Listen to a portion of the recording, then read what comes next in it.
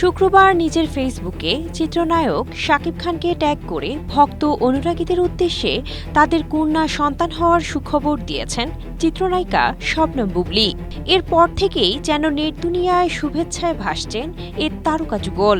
এদিন বুবলীকে মা হওয়ার শুভেচ্ছা জানিয়ে শাকিবের উদ্দেশ্যে একটি ইঙ্গিতপূর্ণ পোস্ট দিয়েছেন আরেক ঢালিউড চিত্রনায়িকা মিষ্টি জান্নাত। তিনি লিখেছেন, কন্যা সন্তানের জন্য অনেক অনেক শুভকামনা। শাকিব খান ও শবনম বুবলীকে অভিনন্দন। এবছরে আরেকজনের জন্য অগ্রিম শুভেচ্ছা। সোশ্যাল মিডিয়ায় নায়িকার এমন মন্তব্য ঘিরে নেটিজেনদের মধ্যে নতুন কৌতূহল তৈরি হয়েছে। প্রশ্ন উঠেছে, তাহলে কি এবার চতুর্থ সন্তানের বাবা হতে চলেছেন শাকিব খান? এদিকে বুবলী সন্তান জন্মের কথা জানালেও বিষয়টি নিয়ে এখনো কোনো মন্তব্য করেননি শাকিব। 11 মে কন্যা সন্তানের বাবা হলেও এ নিয়ে চুপ রয়েছেন এ ঢালিউড কিং।